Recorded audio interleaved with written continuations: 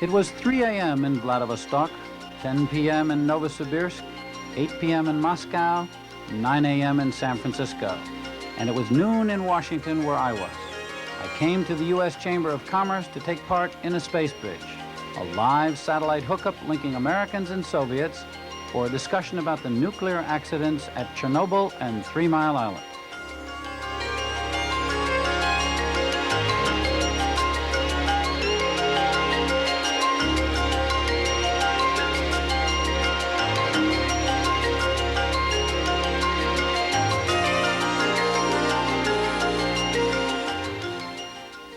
Hello, I'm Hedrick Smith. I've spent many years writing about the Soviet Union, first as New York Times bureau chief in Moscow, and then as author of a book called The Russians. I've watched Americans and Soviets try to communicate, usually failing. Yet I've never seen anything quite like the exchange you're about to witness. Americans and Soviets, half a world apart, talking face to face about our common problems in the nuclear age. The space bridge that linked us took place on September 11, 1986. There were 10 downlinks in American and Soviet cities spread across 17 time zones. In the latest electronic jargon, a downlink is a place where signals are received from satellites orbiting high above the Earth. The moderator in San Francisco was Dr. Thomas Malone, recently Foreign Secretary of the National Academy of Sciences. The issues presented to modern society by Chernobyl and 3 Mile Island are important, urgent, complex, and difficult. Fortunately, the ethos of science is universal. We and our Soviet counterparts have been able to bridge these gaps. In Moscow, the Soviet moderator was Yevgeny Velikov, General Secretary Gorbachev's top science advisor and the man who directed the cleanup after Chernobyl. Today, not only is our planet limited, not only do we have a common home here, but we have a common future. New thinking is necessary to us to resolve many other global problems upon which the future of humanity depends. And among these global tasks, one of the most important is power engineering, for which we do not have unlimited possibilities because the resources are limited. To provide the audience with background on the nuclear accidents, the American producers prepared a film on 3 Mile Island, and the Soviets provided scenes from Chernobyl. This is the American film. 4 a.m., March 28, 1979. At the 3 Mile Island nuclear power plant near Harrisburg, Pennsylvania, several water pumps stopped working at the Unit 2 reactor. Thus began the worst nuclear accident in the history of American commercial nuclear power. The cause of the accident was determined to be a combination of equipment malfunction, operator error, and confusing instrument design at the plant. The vital cooling water surrounding the reactor core dropped to dangerously low levels. The core temperature rose until the uranium fuel began to melt, releasing highly radioactive fission products into the containment structure. Radiation then escaped into the atmosphere, but the levels of release remained disputed. For 4 days, the extent and gravity of the situation were unclear. Next came the Soviet footage. On April 26, 1986, at the Chernobyl nuclear power installation, 60 miles north of Kiev, a fire started in reactor number 4. The blaze spewed out clouds of poisonous radioactive material that reached across the Soviet Union and into Western Europe. Soviet officials later reported that reactor operators had ignored basic safety procedures. The result was a power surge that ignited the graphite surrounding the radioactive core. The grim toll from the accident, 31 deaths and 203 hospitalizations for serious radiation exposure. 135,000 persons evacuated from an area of 300 square miles around the Chernobyl plant, at an estimated cost of roughly $2.8 billion. What struck me about these Soviet images of Chernobyl was that we were seeing them at all.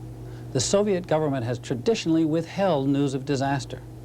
As a reporter in Moscow 15 years ago, I remember that when a plane crashed or a forest fire broke out, you would only find out about it if you happened to know one of the victims or through gossip. Chernobyl seemed to change all that. It may have been reaction to world public opinion, or simply because Soviet leader Gorbachev is opening up his system. Now, when a Soviet cruise ship sinks or a nuclear sub catches fire, Moscow announces the grim news. This new Soviet openness was evident at the Spacebridge. It was not easy for us to tell what had happened, because this was not some achievement, a scientific achievement in the Soviet Union, or about some success of science. We're talking about a very difficult event which had caused great deal of material damage to our country and also had created anxiety all around the world. Nor had it been easy in 1979 for the American nuclear power industry to come forward with the facts on 3 Mile Island. Wisconsin Electric Power executive Saul Burstein spoke frankly of the lessons learned. We have learned many things from this accident. We found that operators generally responded to the emergency as they were trained to do, but that the models and the training programs were found to be faulty for this type of event. Certain actions of the operators were indeed in error. We discovered subtle design characteristics and sensitivities that had not been understood before. We found control room arrangements that were deficient. Human fallibility was also a Soviet theme. The Chernobyl station accident had happened suddenly and where we did not expect it. There were some operator errors because they have switched off safety systems which were supposed to prevent accidents at this particular unit. We can see that the interaction between man and the equipment, this relationship has not been optimized in no country in the world. In general, American scientists were impressed by the Soviet presentation. It indicates a willingness on the part of the leadership in the Soviet scientific community to take risks, because there are risks associated with free and open exchanges of all types. Exchanges have not always been so free and open. In 1979, after the Soviet Union invaded Afghanistan, an angry U.S. government cut off most people-to-people contacts. In 1982, the Esalen Institute in California pioneered space bridges to get beyond the superpower deadlock and to communicate in a new way. There have been about a dozen space bridges since, including a two-way children's musical, an intercontinental dialogue in which Soviets and Americans shared their memories of World War II, and a citizen summit, a talk show connecting Seattle and Leningrad. California Congressman George Brown took part in one of those early space bridges. Do you find that there is a chemistry that gets going and a dynamic that gets going in a space bridge that kind of overcomes the political differences, or are they still there? You actually, using this medium, are able to perceive people as people in a way that I don't think you get through the normal means of diplomatic communication and that sort of thing. I asked Soviet Embassy spokesman Vladimir Brusnitsin how space bridges have changed. And I think that now the space bridges are becoming more mature. When scientists from the United States and from the Soviet Union exchange their views on the very important problems and issues. And of course, it's very, very important for our two countries, for the other countries in the world, because maybe it's the first step of the future. At first, space bridges emphasize human contact. This one was an attempt to connect on a subject of profound importance. There's an ancient Chinese proverb which says, out of disaster comes opportunity. The Esalen Institute's Jim Garrison saw the opportunity in nuclear disaster. Chernobyl reminded all of us that an accident anywhere affects people everywhere, and that in effect the technology that we have built to serve us now is beginning to haunt us and has basically left us with no place to hide. Garrison brought in top scientists in both countries through the sponsorship of the American Association for the Advancement of Science and the Soviet Academy of Sciences. He also made sure that key officials in the Reagan administration knew what was being planned. All of them have cautioned us about not giving the Soviets a platform for propaganda. They were very concerned when we told them that we were combining Chernobyl with 3 Mile Island. But when we explained that we weren't trying to bring them together as equal accidents, but trying to see that as a way of getting a cooperative work on nuclear technology, they were not only mollified, but have been privately encouraging us to go forward on it. For the most part, the Soviets avoided using the Spacebridge as a political platform. Nevertheless, academician Velikov did refer to nuclear weaponry. In this common future, we confront a political choice. If we are to provide for our future, we must be aware fully that humanity cannot have a future if nuclear weapons remain. We have elected not to discuss nuclear weaponry on this bridge and reserve that important topic for another occasion. The injection of the nuclear weapons at the outset was something we had discouraged, but it was really a pro forma satisfaction of requirements for the people back home. Next, the experts got down to a discussion of the health and medical effects of Chernobyl, starting with a live Soviet demonstration of radiation monitoring techniques. Now, from the very first moment of the accident, we had some planes in the air and helicopters, and they were equipped with the most advanced equipment. You can see now on the screen the plane, which has just returned from this investigatory trip over Chernobyl. Here, you can see specialists are alighting from the plane. Now there is live reportage from Kiev. What we want to accomplish during this flight is to look how the radiational atmosphere has changed around Chernobyl. We see about a decrease, about a tenfold decrease in radioactivity. So at the present time, you don't have a release of radioactivity from the damaged reactor. Just after the accident, however, Chernobyl was a death trap. The most critical radiation victims were flown to Moscow, and an American cancer specialist, Dr. Robert Gale, performed bone marrow transplants. For Dr. Gale, the Spacebridge was a reunion with old friends.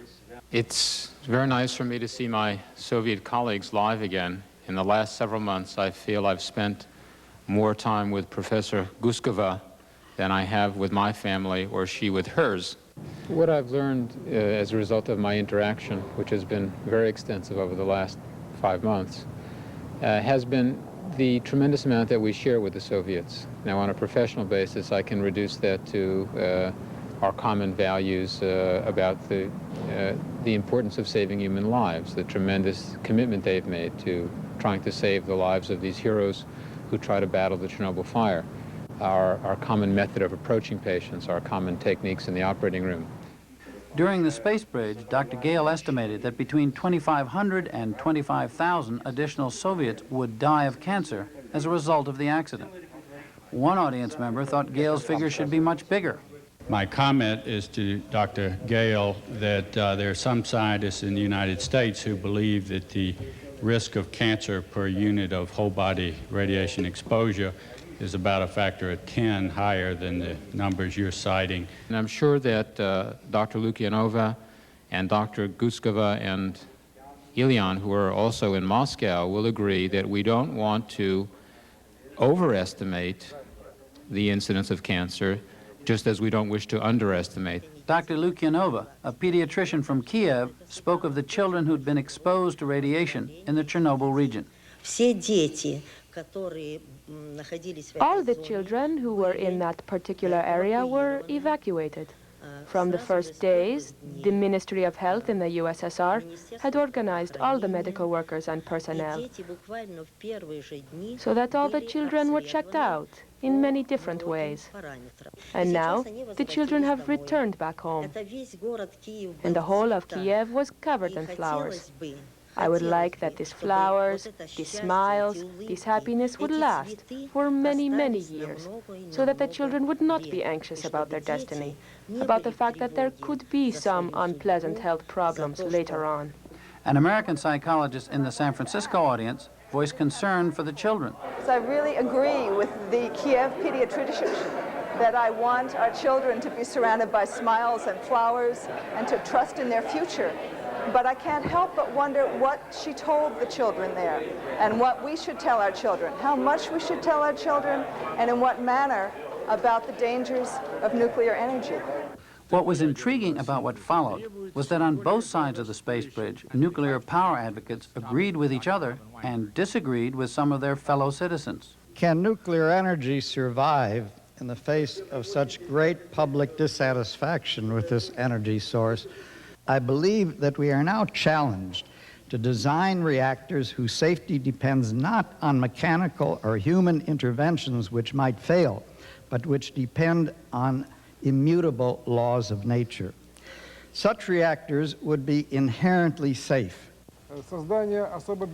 And this creation of very safe nuclear reactors, this whole subject is very close to my heart. So therefore, we don't have to reject this technology, but to find the possibility of safety. In the most dramatic initiative of the space bridge, Dr. Velikov proposed a joint U.S.-Soviet effort to build a thermonuclear fusion reactor. This would be one wonderful example of our cooperation among many, namely joint work on a safe thermonuclear reactor. This would be a concrete step forward, and I say let us set about designing such a reactor, and in 8 or 10 years we'll have it. But that's when the audiences got into the act. People on both sides seemed skeptical that a foolproof nuclear reactor could ever be built. I asked Congresswoman Claudine Schneider for her reaction. Well, I'm not terribly enthused about building more nuclear reactors. I'd rather see us cooperate on doing research to find out how we dispose of our nuclear waste that we've already been generating for years and continue to generate. Similar concerns were raised by an audience member in Moscow. Tell me how, in the USA, you solve the problem of using these highly toxic wastes, in particular waste from the nuclear power industry. Now we'll address the question to Dr. Weinberg. That's the great advantage of being an old-timer in the nuclear business. All the easy questions come to me. Unfortunately, what has happened is that the syndrome, which we call the NIMBY problem, not in my backyard, has reared its ugly head. It seems to me the only way that the nuclear waste problem is going to be solved, at least in the United States, and indeed the only way some of the other toxic waste problems are going to be solved, is if we pay the organization that is willing to take the waste, the community, the state, the county, that is willing to take the waste, hard cash. Audiences on both sides were much more enthusiastic about non-nuclear options. There's a single thermonuclear reactor, which is entirely safe, created by nature many million years ago, and that is our sun. This is one of the most powerful energy sources we know. It never changes. It has no ecological consequences, which is very important. It doesn't change the thermal balance of the planet, which has already been mentioned. And our task is to create sufficiently effective transformers of solar energy.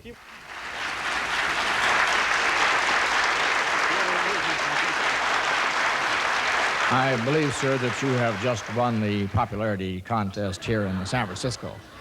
I've never heard such an enthusiastic endorsement of expanded work in solar energy from the Soviet side before. For a full hour, the Soviet and American specialists discussed other energy options. Enthusiasm ran high, but the experts cautioned that every energy source has its problems. I think everyone understands now that there is no energy source without some disadvantage associated with it, however great the advantages of energy. It seems to me it's extraordinarily important that we work hard in both our nations to develop a diverse energy base for mankind, and also to cut the environmental impacts of energy production in all their manifestations. Well, trying to look for alternatives now. Hydro energy, nuclear energy, and then perhaps even the fusion. Then you're looking at the wind energy, sun energy, geothermal energy. There is no shortage of kinds of energy sources around us: coal and oil shale, nuclear fission, nuclear fusion. A vast array of renewable energy sources are all out there. And so we are not running out of energy in any absolute sense. But we may run out of money to pay for it. We may run out of public tolerance for the risks of energy technologies. And we may run out of the capacity of biological and geophysical systems to absorb the impacts of energy conversion and energy use without producing intolerable damage for human well-being. In general, I think that the basic problem of ecology everywhere in the world is that humanity has gotten a lot of technical capacities to affect nature and still hasn't learned to foresee all their consequences. We in Siberia have a lot of untapped wealth, and we hope that we will be able to avoid major mistakes. When we look at the energy sources and environment, these are the problems of burning of a great deal of organic fuel, fossil fuel and non-fossil fuel. That leads to the carbon dioxide emission into the atmosphere and other gas traces. Their collection in the atmosphere will lead to the greenhouse effect and potential climatic alterations. Our scientists estimate that by the year 2000, you will have a change of median temperature at this globe by about 1%, and after 50 years by 3 to 4 degrees changes. While scientists on both sides were enthusiastic about energy alternatives, most were not willing to abandon nuclear power. It is my conviction that it would be most imprudent to give up on nuclear energy at this stage. Instead, what is necessary is that we must fix nuclear energy rather than extirpate nuclear energy. The nuclear energy itself, in the future, could be a serious alternative to the organic burnup of organic fuel. Another alternative discussed was the more effective use of existing energy sources. If we can increase efficiency, we stretch the effective supply of energy for mankind, and we provide more time for people to develop optimum technologies of supply. People really need to understand that a gallon of oil saved is just as valuable to the economy as a gallon of oil pumped out of the ground. Already, Soviets and Americans are working in tandem to develop new, more efficient energy sources. A Leningrad panelist spoke warmly about a recent visit with colleagues in Princeton. I thought what a wonderful thing that we scientists, Soviet and American, have these creative ties. Together, we will be able to make more rapid decisions to solve the problems of energy production in the world. It's been very interesting for me to go to the Soviet Union with nuclear scientists and to discover that people who are committed to the abolition of nuclear power and people who are committed to the preservation of nuclear power can in effect work together with the Soviet Union to see whether we can get beyond the polarity of anti-nuclear and pro-nuclear to something that will bring our two nations together to work on a technology creatively together. While many people in both countries find cooperation a desirable goal, superpower conflict has often gotten in the way. The Soviet invasion of Afghanistan ended one such effort. There was a beautiful program of cooperation, and there were good joint efforts, good results, but alas, in 1980, the American administration, unfortunately, had put a veto, this kind of joint collaboration, and I think this space bridge took place at another tense time, when American correspondent Nicholas Daniloff was still being held in Moscow. It's a mistake to ignore the negative aspects of Soviet society. It's also a mistake to let those color our attitude toward the Soviets to the extent that we no longer communicate or interact with them. Our own feeling is that in times of stress and strain, free avenues of communication are even more important than they are during other periods. In their closing remarks, both academician Velikov and Dr. Malone agreed that this kind of communication needs to continue. Our world is so interdependent, and we all bear responsibility for it, not only our generation, but future generations. We have an enormous potential to make this world safer or better. I ask you that we continue our space bridges. This enables us to apply our creative efforts to finding concrete and direct steps to a better and happier future. 30 years ago, one of the great minds of our generation, John von Neumann, wrote an article, "Can Civilization Survive Technology?" After 3,000 eloquent words, he said, yes, probably, provided there's a long series of small but correct decisions. I think by deciding to proceed with the space bridge, we have made one of those small but correct decisions. And that ends our space bridge for today. Thank you, our colleagues in the Soviet Union, and thank you here in the United States. Goodbye. In this same positive spirit, some of the scientists are following through with concrete steps. For Dr. Gale, one such step is collaborating with Soviet colleagues to study the long-term medical effects of the Chernobyl accident. For Dr. Holdren, it means cooperation on nuclear fusion. For Dr. Weinberg, it is developing an inherently safe nuclear reactor. For Dr. Israel, it involves mutual efforts to protect the environment. What is more, the Esalen Institute is already setting up an exchange between American and Soviet experts on alternative energy strategies.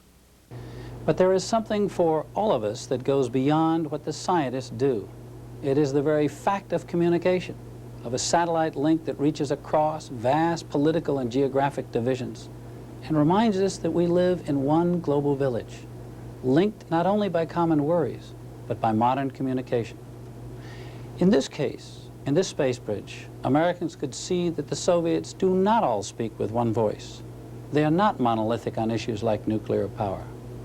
They also have an enormous appetite for space bridges. Most of this one was beamed on Soviet national television to tens of millions of viewers. Clearly, space bridges will not solve really tough problems in a few hours. Too much history and distrust stand in the way. But this new marvel of technology lets Americans and Russians engage face to face without ever leaving home. It's something new on the face of the earth. It opens new doors at a time when that is badly needed. I'm Hedrick Smith. Thank you for watching.